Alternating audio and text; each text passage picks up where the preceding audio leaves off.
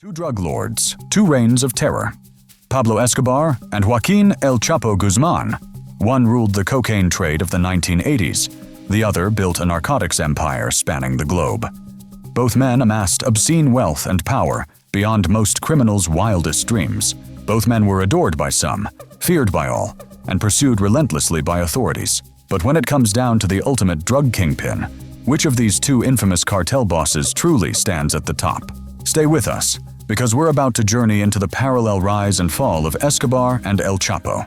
A story of humble origins and daring ambition, of billions of dollars and rivers of blood. Who was more brutal? Who was more cunning?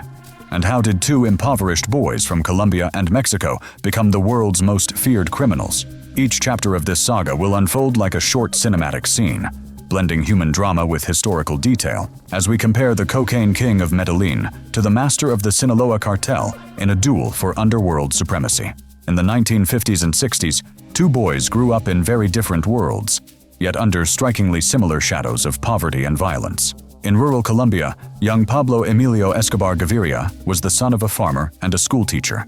He was bright but restless. By his teenage years, Pablo was already hustling on the streets of Medellin. Legend has it, his first business was stealing tombstones, sanding off the names, and selling them for profit.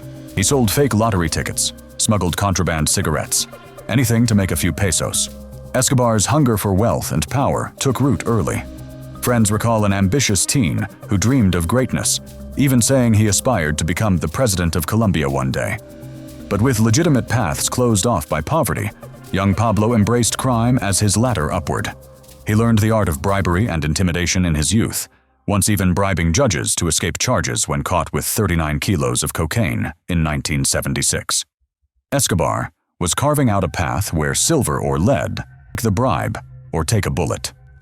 Meanwhile, in the rugged Sierra Madre Mountains of Sinaloa, Mexico, a boy named Joaquin Guzman Loera, later infamous as El Chapo, was born into grinding poverty in the late 1950s. But Iraguato, his remote hometown, was already notorious as a cradle of drug traffickers. Guzman's father was reportedly a violent man, possibly involved in the drug trade himself, and the young Joaquin grew up tough, learning to cultivate marijuana and opium poppies before he was even out of childhood. By his teens, Guzman was scraping by selling oranges and candy on the streets and cultivating marijuana to support his family. Like Escobar, he had little formal education, but a keen survival instinct. He was short in stature, but long on ambition.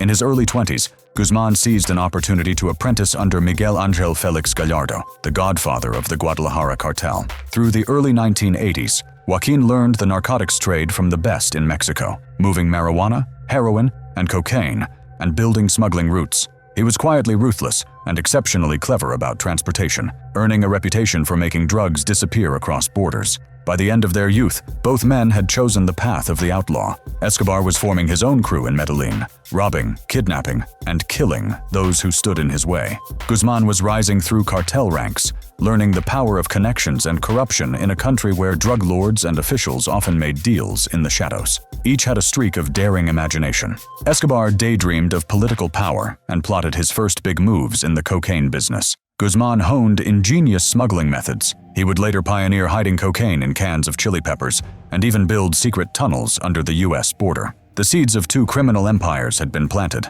Now the stage was set for both men to rise, meteorically, on parallel tracks that would eventually invite comparison as the most notorious narcos of all time. The late 1970s and early 1980s ignited an explosion in the global drug trade, and with it, the rapid ascent of our two kingpins. In Colombia, cocaine was gold, and Pablo Escobar was poised to become its king. Escobar saw a lucrative opportunity as demand for cocaine surged in the United States. By 1975, he had allegedly orchestrated the murder of a Medellin drug boss, Fabio Restrepo, to remove competition and take over his roots. Whether or not he personally pulled the trigger, Escobar filled the power vacuum and co-founded the Medellin cartel, partnering with the Ochoa brothers and Carlos later, among others. He set up cocaine labs deep in the Colombian jungle, refining coca paste from Peru and Bolivia into pure cocaine. Then he arranged fleets of planes, boats, even mini-submarines, to ship tons of the white powder north. Escobar was ruthless and shrewd. When arrested in 1976 with a load of cocaine, he simply bribed officials to walk free, then had the two arresting officers mysteriously murdered as a warning. It was the dawn of plata o plomo, and law enforcement quickly learned that saying no to Pablo's bribes often meant death. Through fear and corruption, Escobar made himself nearly untouchable in Colombia. By the early 1980s, Pablo Escobar's Medellin cartel was ascending to a level of power unprecedented in organized crime. Colombian cartels fragmented, and many Colombian suppliers decided to stop running the risky endgame of smuggling into the US. Instead, they sold their product to Mexican traffickers to smuggle across the border. Guzman was ideally positioned to capitalize on this shift. Through the 1990s, El Chapo's influence swelled. He established lucrative routes through Tijuana, Juarez, and Texas, and he earned his nickname El Chapo, not just for his short stature, but for his knack for burrowing escape tunnels and secret passages like a mole. As law enforcement pressure increased, Guzman responded with innovation rather than open warfare. He oversaw the construction of air-conditioned tunnels under the border for smuggling drugs by the ton. He hid cocaine in commercial cans of peppers and even reportedly tried using a homemade cannon or catapult to fling packages across the border. By the mid-1990s, Guzman's Sinaloa cartel was moving massive quantities of cocaine, marijuana, heroin, and methamphetamines into the United States and beyond. The Drug Enforcement Administration believed that at one point, El Chapo was responsible for most of the cocaine and marijuana flowing from Mexico into the US, essentially inheriting the cocaine trade that Escobar left behind, while also diversifying into other drugs. However, Guzman's rise was not without setbacks. Guzman fled to Guatemala, but was arrested there in June 1993. Suddenly, this rising Sinaloa narco was behind bars, serving a 20-year sentence in Mexico for drug trafficking. But if anyone thought prison would stop El Chapo, they were wrong. Guzman essentially continued to run his cartel from behind bars, bribing prison officials so thoroughly that his cell became a command post rather than a punishment. Stories abound of the luxury and freedom he enjoyed in jail. He had drugs, women, and communication lines to continue business. And after 8 years of biding his time, Guzman pulled off a Houdini-like escape in 2001, reportedly sneaking out of Puente Grande prison hidden in a laundry cart. The escape was classic El Chapo, low profile, sly, and enabled entirely by corruption. Dozens of guards, and even the prison warden were later implicated in helping him. From that point on, Guzman was a fugitive and a living legend in Mexico's underworld. He went right back to business, and the Sinaloa cartel only grew more powerful in the 2000s. By the end of this chapter in their lives, Pablo Escobar had reached unparalleled heights of infamy and wealth. In stark contrast, Joaquin El Chapo Guzman's reign in the 2000s was characterized by a different style of dominance. Equally global in reach, arguably as lucrative, but wielded with more cunning and less public flamboyance. If Escobar was a warlord openly defying his government, Guzman was the ghost in the shadows, quietly bribing officials and eliminating rivals in the murk of Mexico's underworld. By the mid-2000s, the Sinaloa cartel under El Chapo's leadership had become the most powerful drug trafficking organization in Mexico, and likely the world. They were not just moving cocaine. Sinaloa had fingers in heroin, methamphetamine, marijuana, you name it. At its height, Guzman's cartel had a presence in 24 of Mexico's 32 states and operations in up to 50 countries worldwide. Through partnerships or cells, Sinaloa reached as far as Europe, West Africa, and Asia. In the United States, the DEA believed Sinaloa was supplying perhaps 80% of the heroin, cocaine, marijuana, and meth in major markets like Chicago. One report even said Guzman's cartel at one point controlled 35% of Colombia's cocaine production, essentially taking over significant portions of what was once Escobar's domain. What about wealth? Guzman might not have appeared on Forbes with $30 billion, but make no mistake, he was enormously rich. In 2009, Forbes did list El Chapo as a billionaire drug lord, estimated net worth around $1 billion. His cartel's annual revenues were pegged at around $3 billion by expert estimates, and U.S. prosecutors, after convicting him, would later claim that Guzman's empire generated at least $12.6 billion in profits over the years. They even tried to make him forfeit that exact amount in court.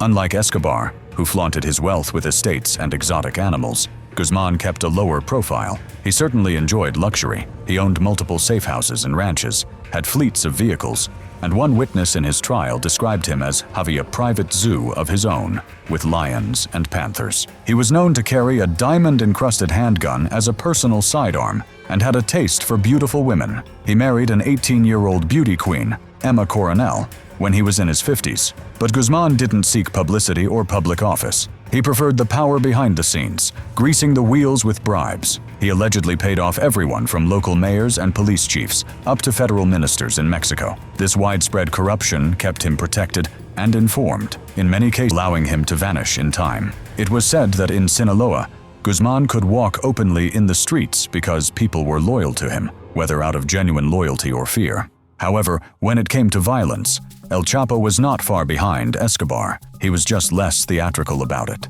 The Mexican drug war that intensified in the late 2000s saw bloodshed on a horrendous scale, and Guzman's Sinaloa cartel was a major participant. Battles with rival cartels, the Zetas, the Juarez cartel, the Tijuana cartel, and others, turned parts of Mexico into war zones. From 2006 onward, as the Mexican government cracked down on cartels, the conflict only escalated.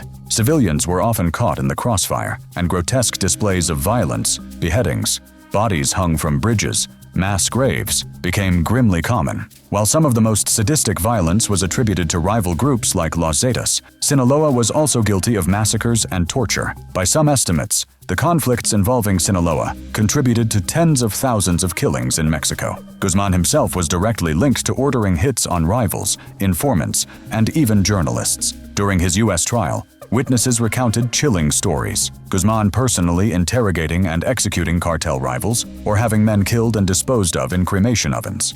The U.S. Department of Justice accused El Chapo of killing thousands over his career, though in his U.S. indictment, they attempted to charge him with 33 specific murders, a number the judge later reduced as too cumbersome for the trial. Unlike Escobar, Guzman generally avoided targeting government officials or civilians as a strategy, with the exception of the unfortunate Cardinal incident. Instead, his violence was directed at controlling the drug trade, eliminating competition, securing loyalty through fear, and defending his turf from encroachment. It's worth noting that both men cultivated a degree of folk hero status. We saw how Escobar was idolized by some in Colombia's poor barrios. Similarly, Guzman, in his home region of the Sierra Madre, was seen by some as a protector or benefactor. Narcocorridos, folk ballads glorifying drug traffickers, sang Guzman's praises as an outlaw hero who outfoxed the authorities. When he was finally arrested and extradited, some locals in Sinaloa even protested in the streets, demanding El Chapo's release or decrying his treatment. Such is the paradox of these kingpins. To many, they were public enemy number one, but to others, they were a source of local pride or even protection, often because the cartel provided jobs or stability in areas the government neglected. Persecuted by Pablo Escobar, financed by Escobar's enemies, including the rival Cali cartel and allegedly elements of the DEA, began assassinating anyone connected to Escobar. They killed his lawyers, his bankers, even distant associates, ruthlessly weakening his support network. Under this combined pressure, in 1991, Escobar made an extraordinary offer. He would surrender to Colombian authorities if he could imprison himself in his own custom-built jail. Astonishingly, the Colombian government agreed, desperate for a pause in the violence. Thus, Escobar turned himself in and was housed in La Catedral, a luxurious mountainside prison he had designed. La Catedral was hardly a prison. It had a nightclub, a jacuzzi, a waterfall, a soccer field, and was staffed by guards on his payroll. There, Escobar hosted parties and continued to run his drug empire with impunity. This charade continued for about a year, until Escobar brazenly tortured and killed 2 cartel members inside La Catedral for cheating him in a deal. The Colombian government, embarrassed and finally pressured to act, decided to move Escobar to a real prison in July 1992. But Pablo got word that the transfer, and likely a U.S. extradition request, was coming. On a rainy night, he escaped La Catedral just as authorities arrived. It was the beginning of his final run. For the next 16 months, Escobar was the world's most hunted man. He fled into the mountains and safe houses around Medellin, often staying just ahead of the search parties. His family, wife Maria Victoria and 2 children, also went into hiding, moving from place to place. In one famous anecdote, while holed up in a mountainside hideout, Escobar's daughter Manuela got sick from the cold, and Pablo, desperate to keep her warm, burned about $2 million in cash as kindling. Even at the end, he had money to burn, literally, for his family. But his resources and allies were dwindling. Many of his lieutenants were captured or had flipped to Los Pepes. On December 2nd, 1993, the dragnet finally closed. Colombian electronic surveillance pinpointed a call Escobar made to his son. That day, a Colombian police special forces unit, the Search Block, along with intelligence from U.S. Delta Force and CIA advisors, tracked Escobar to a modest house in Medellin. As troops surrounded the building, Pablo and a lone bodyguard made a desperate rooftop dash. A shootout erupted across the tiled rooftops of the neighborhood. In the exchange of bullets, Pablo Escobar was shot and killed on that rooftop, just one day after his 44th birthday. To this day, there's a slight mystery. Who fired the fatal bullet? Colombian officials say it was their sniper. Escobar's family suspects he committed suicide with a final shot to the ear, rather than be taken alive. Either way, the result was the same. A photo soon circulated worldwide of Escobar's lifeless body sprawled on the red tiles, Colombian officers grinning at the camera over the trophy of his corpse. The reign of the king of cocaine was over. Colombians, by and large, rejoiced. The nightmare that had claimed thousands of lives was finally at an end, which itself would be dismantled a few years later. Pablo Escobar's story was finished, sealed with blood. Halfway across the world of the drug trade, Joaquin Guzman's story would take a couple more decades to reach its finale. After his daring prison escape in 2001, El Chapo Guzman was a fugitive ghost for over 13 years. He was protected by a web of informants and corrupt officials. The Mexican government, under President Felipe Calderón in the late 2000s, made capturing Guzman a top priority, often at the behest of the U.S., which saw El Chapo as drug trafficker number one. But Guzman proved elusive. Rumors often placed him in the rugged Sierra Madre mountains of Sinaloa, territory so remote and defended by his personal army that police and soldiers would have a hard time reaching him in one piece. Meanwhile, Guzman's cartel continued to thrive, though it was not all smooth sailing. Internal conflicts and wars with other cartels kept the violence raging. By the early 2000s, Guzman had become something of a mythic figure. People whispered that he could bribe his way out of anything, or that he lived in an impenetrable mountain hideout. Yet even legends have vulnerabilities. In February 2014, acting on leads provided by the USDEA and Marshals, Mexican Marines launched a series of raids in Sinaloa. They nearly caught El Chapo in a seaside city called Culiacan. He escaped through a secret hatch under a bathtub into a network of tunnels, his signature move, as the Marines closed in. But the dragnet tightened.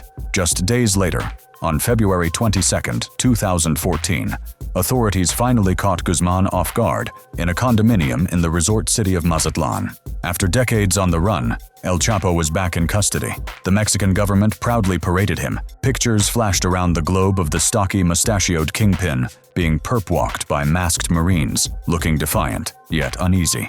He was placed in Altiplano, Mexico's highest security prison. The story could have ended here, but Guzman had more drama up his sleeve. On the night of July 11, 2015, Joaquin Guzman vanished from his cell. He escaped prison again, in an escape so audacious it made his laundry cart getaway look quaint. This time, Guzman's henchmen had dug a tunnel nearly a mile long from a house outside the prison straight into the shower area of his cell. The tunnel was equipped with electric lights, ventilation, and even a modified motorcycle rigged on rails to transport him quickly. El Chapo slipped through a 20-inch hole in the floor of his shower, down a ladder into the tunnel, hopped on the motorcycle, and zoomed to freedom right under the noses of his jailers. By the time guards realized he was gone, he was long away. This Hollywood-esque escape humiliated the Mexican government again and proved Guzman's almost supernatural ability to evade capture. It triggered a massive manhunt, with Mexican authorities under immense pressure.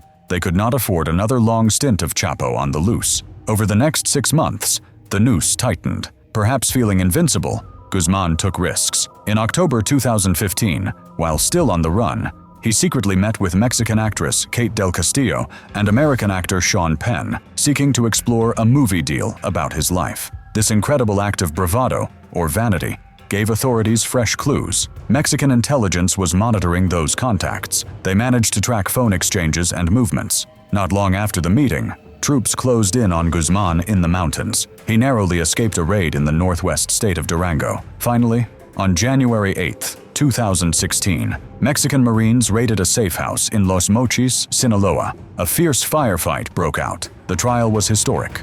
Dozens of witnesses, from former close associates to cartel underlings, testified in detail about Guzman's operations and violence.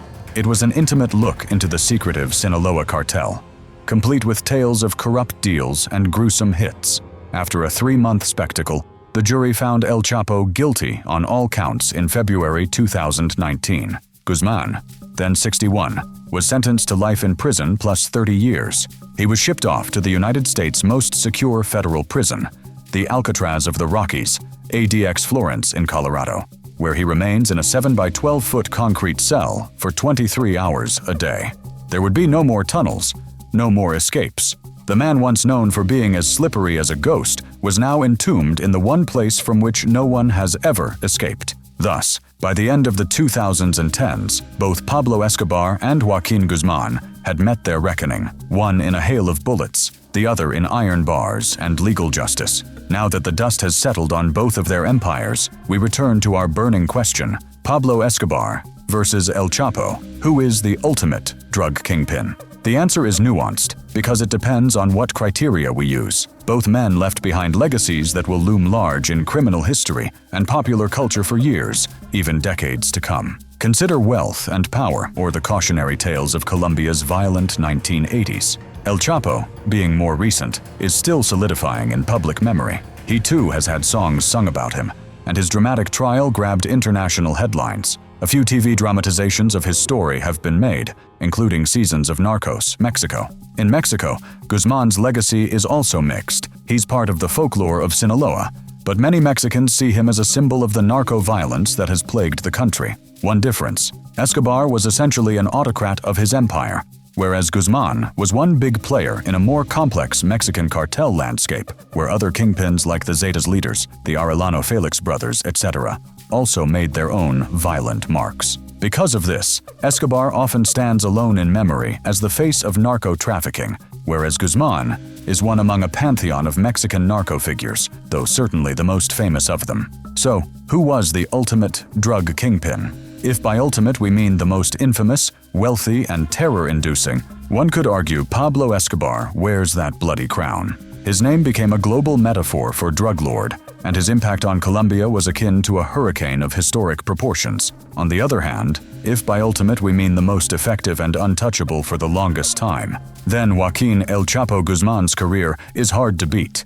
He outsmarted and outlasted his enemies for decades and built a drug empire that outlived his own leadership. In truth, both men were products of their environments. Escobar came up in a time and place where a single drug lord could behave like a warlord. Guzman operated in a more interconnected, modern cartel era, which he navigated like a criminal CEO with an army of accountants, logisticians, and hitmen at his disposal. From a human perspective, each story carries its lessons. Escobar's life and death demonstrated that a man who thought himself invincible. Escobar and El Chapo each turned the narcotics trade into a global empire, and each paid the price in the end. And that wraps up today's deep dive into the world of Pablo Escobar and Joaquin El Chapo Guzman, two criminals who became legends in their own lifetimes. What an astonishing and sobering journey it's been, from humble beginnings to dizzying heights of power, and finally, to devastating falls. If you found this story insightful and engaging, don't forget to hit the like button and subscribe to our channel for more true crime sagas and historical deep dives. We'd love to hear your thoughts. Who do you think was the ultimate drug kingpin, and why? Drop a comment below and join the discussion. Thank you for watching, and until next time, stay curious and stay safe.